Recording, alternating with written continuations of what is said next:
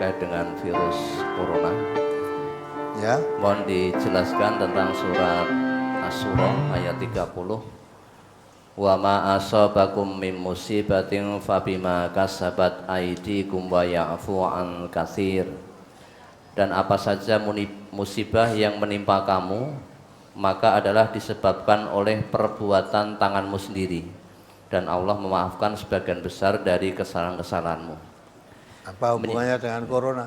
Ini ada penjelasannya. Menyikapi apa yang terjadi di Wuhan, Cina, tentang wabah virus yang mematikan, virus corona, yang beberapa hari marak diberitakan di televisi, yang dalam beritanya dalam waktu beberapa hari saja ribuan orang sudah terpapar virus tersebut dan ratusan yang dinyatakan meninggal dunia.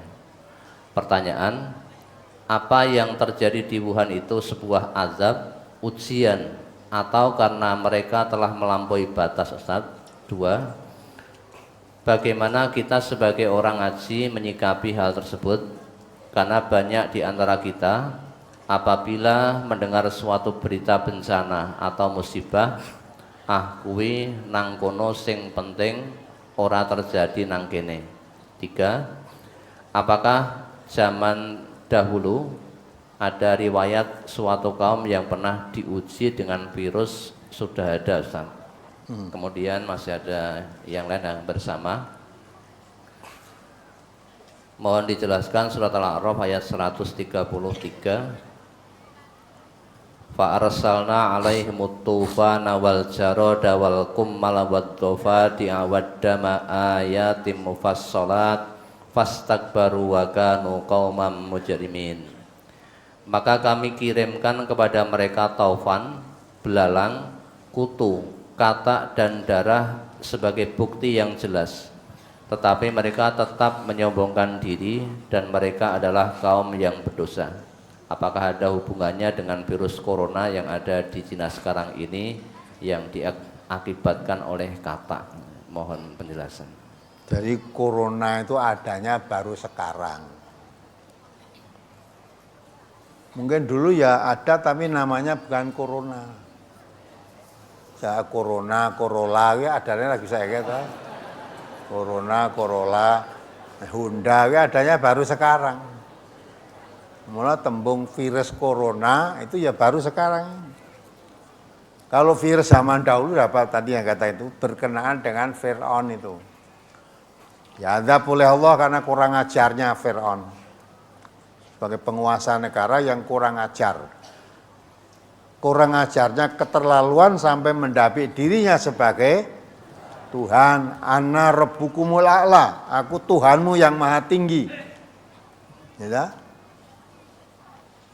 Sampai dia tidak mempercayai adanya Tuhan yang maha tinggi.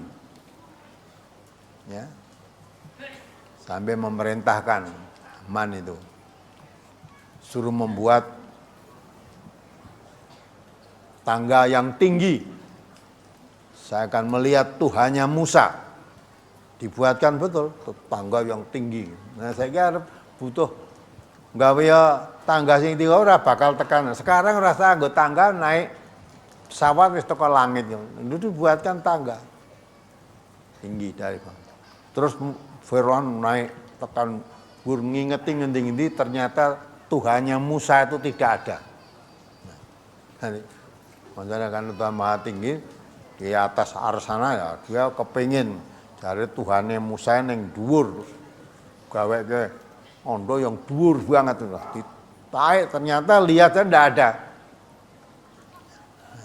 Sebenarnya akalnya menunjukkan bodoh tapi tidak merasa. Nah ketika itulah karena kurang ajarnya Allah coba uji dengan diberikan ya, kata, kuman, ya kuman kalau sekarang kan virus barang itu kuman, kata, belalang, ya habis sehingga tanaman-tanaman semua itu habis. Hama, kata yang mengotori negerinya, ya. Lalang yang memakan daun-daun sehingga semua habis.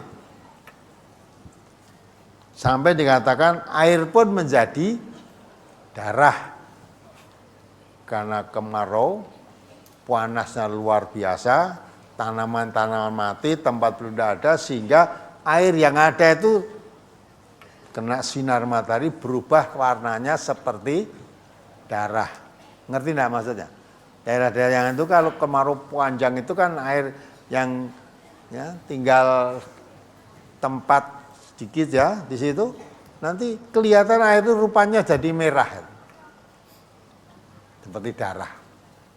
Lah ketika itu Firaun menyadari, minta kepada Musa suruh menghilangkan bencana yang menimpa ini. Kalau nanti dah hilang bencana ini, dia akan menjadi orang yang percaya kepada Tuhannya Musa. Ya. Nah, betul, atas doanya Musa akhirnya hilang semua itu. Bebaskan. Bebas dari ancaman semua. Ternyata Firaun tetap tidak mau jadi orang yang beriman. Ya. Jadi kafir. Malah puncaknya akan membunuh Musa beserta pengikut-pengikutnya. Udah tak? Puncaknya itu. Musa yang menyeru kepada Allah yang Maha Esa, Tuhan yang Maha Esa, Allah Subhanahu wa taala, mau dibunuh beserta semua pengikutnya. Dan dikerahkan oleh tentaranya Firaun. Tangkap Musa itu. Nah, betul ditangkap maunya, dikejar. Larinya Musa ke arah Laut Merah. Nah, akhirnya Firaun beserta bala tentaranya yakin mesti ketemu Musa. Soalnya laut dulu belum ada, seperti Suramadu itu belum ada. Jembatan di atas laut kan belum ada. Nah, nek bajut laut, wong laut bagaimana? Kalau kembali ditangkap. Nah, dalam keadaan kepepet wong nabi kok. Ya, Allah berikan mukjizatnya. Allah perintahkan kepada Musa, wadrib asokal bahar. Musa, pukulkan tongkatmu pada laut itu. Langsung tongkatnya dipukulkan pada laut. Langsung laut berbelah menjadi dua. Musa beserta pengikutnya bisa lewat menyeberangi laut tadi. Karena lautnya berbelah. Nah, dengan mata gelap karena marah tadi Musa, Firaun beserta pengikutnya langsung ikut saja. Nah, masuk ke situ. Akhirnya Musa beserta pengikutnya bisa sampai ke darat, Firaun beserta bala tentaranya tenggelam dalam laut. Ya, tenggelam laut. Semuanya hanyut. Hanya bangkainya Firaun yang ditinggalkan oleh Allah. Ya, tinggalkan artinya terapung-apung diambil, itu nanti untuk pelajaran bagi umat-umat berikutnya. Biar tahu iki lho wong sing tahu dadi Gusti Allah itu yang ini. Ngaku dirinya. Ternyata betul sampai sekarang konon kabarnya bangkainya Firaun itu masih disimpan di museum di Mesir sana. Ya. Anak saya yang pernah di Mesir katanya pernah lihat. Ya. Di sana. Memang disimpan di Mesir. Dulu malah dipinjam disewa negara-negara lain, menghasilkan uang tuh malah. Nah sekarang tidak boleh katanya, ditinggal di sana aja, tidak boleh dibawa ke luar negeri. Yang boleh fotonya saja. Kemarin pernah gue pameran di Indonesia, di Jakarta dulu, bukan Firaun yang sesungguhnya, hanya fotonya saja. Fotonya difoto, ya gambar Firaun. Nah itulah betul, virus itu sebenarnya adanya bukan baru sekarang, sejak dulu ada, hanya mungkin namanya aja yang berbeda ya.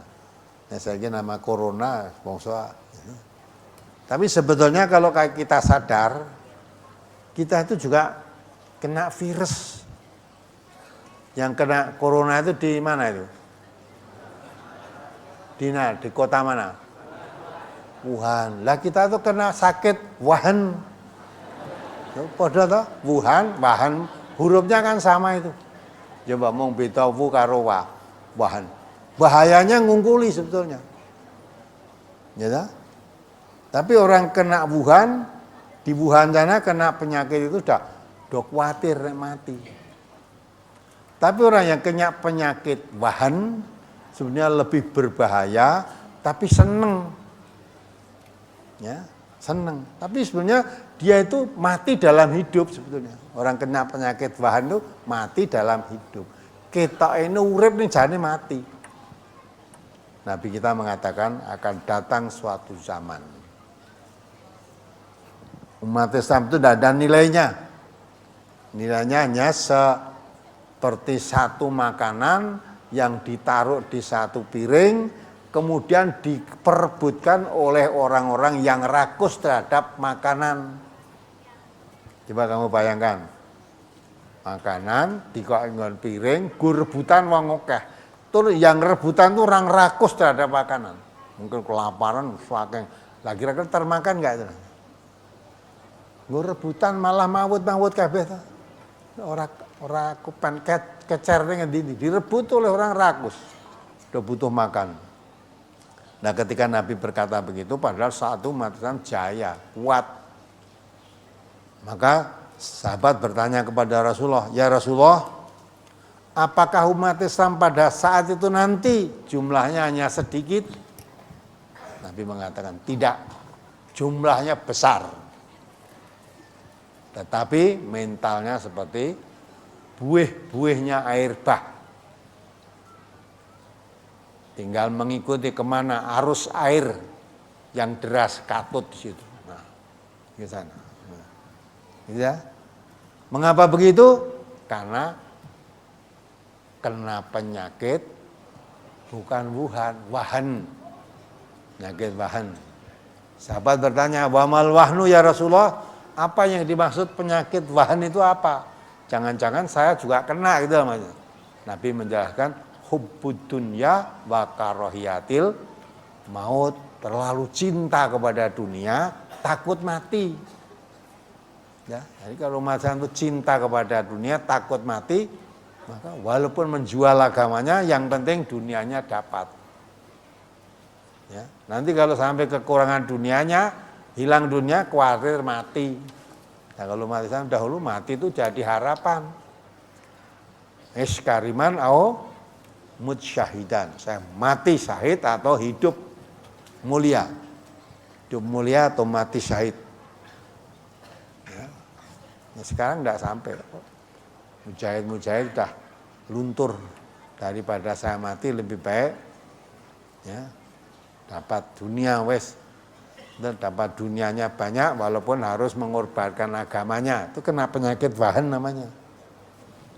Kalau kena penyakit wahan ini seneng. Dunianya oke seneng. Khawatir kehilangan kedudukan, takut. Maka roh jihad hilang.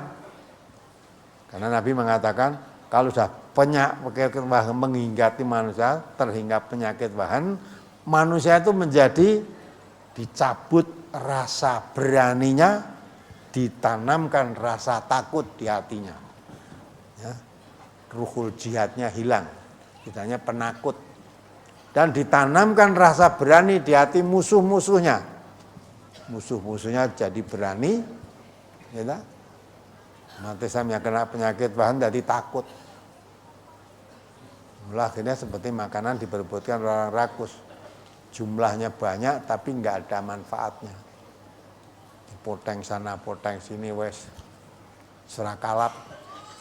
Nah, itu namanya penyakit wahan.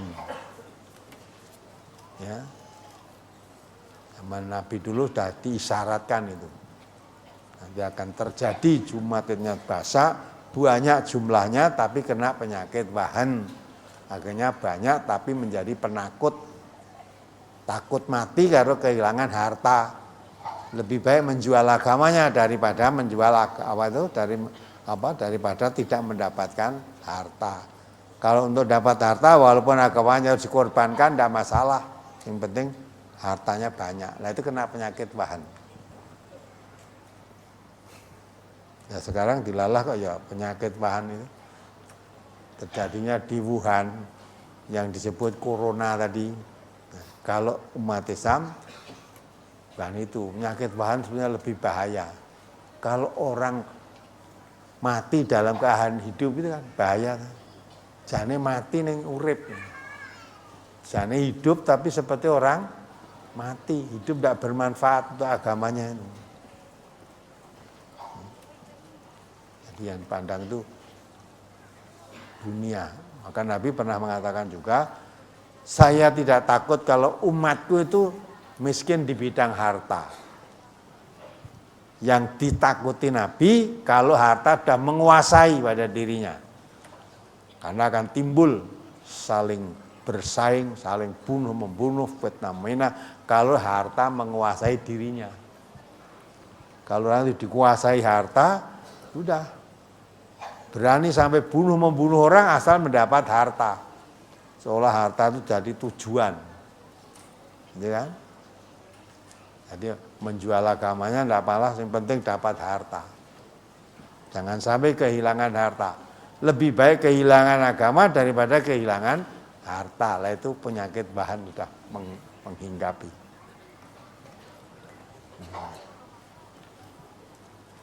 Nah, itu jadi kalau masalah virus sejak zaman dulu sudah ada. Ya, hanya namanya. Sekarang udah wong zaman corona ya jenenge macam-macam namanya. Dulu ada angin apa itu? Yang daerah namanya angin apa? Yang mematikan orang. Saya ini cari puting beliung.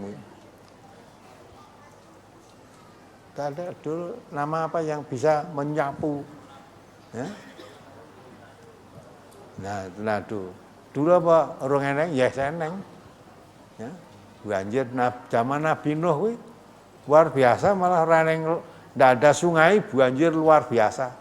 Sampai anaknya Nabi Nuh itu dijak naik kapal oleh bapaknya padahal Nabi. Tidak mau dia akan naik ke bukit. Tidak mungkin nanti airnya bisa sampai ke bukit. Dipanggil oleh ayahnya, tidak, saya akan naik ke bukit. Loh, ini bukan banjir biasa. Kalau Allah menghendaki mau naik ke bukit bisa dikejar juga. Akhirnya anak Nabi Nuh tenggelam dalam banjir itu. Ya udah, mati. Jadi banjir besar itu bukan mengenang Jakarta beberapa zaman Nabi Nuh sudah ada. Surah Ketulungan, kalau Jakarta rumah apa-apa sih Ketulungan. Nah semua itu maka bisa juga itu suatu peringatan. Ya. Lah kalau orang yang mati dalam keadaan begitu, dalam keadaan bertakwa, mati, mungkin dia mati syahid kan. Tapi kalau dalam keadaan belum sempat menjadi orang yang beriman, mati dalam keadaan kafir, kan celaka, tidak akan tobatnya. Maka Allah perintahkan wal tandur nafsum ma qaddamat, siap-siaplah manusia bekal untuk menghadapi akhirat. Kapan datangnya akhirat? Sewaktu-waktu. Bukan kena corona ya kena Corolla, mungkin kena Mercy atau kena apa itulah, kena Honda, kena macam-macam. Yang penting itu wala tamutunna illa wa antum muslimun. Yakin mati itu pasti datang. Yang penting jangan sampai datangnya mati kita dalam keadaan kafir. Atau jalannya mati jangan sampai dalam keadaan maksiat. Tapi Allah dah pesan wala tamutunna illa wa antum muslimun. Jangan sampai kamu mati kecuali mati dalam keadaan tunduk patuh pada Allah. Ya.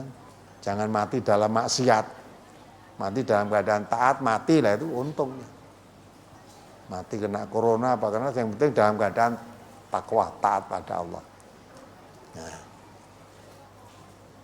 maka itu jadi pelajaran juga bagi kita.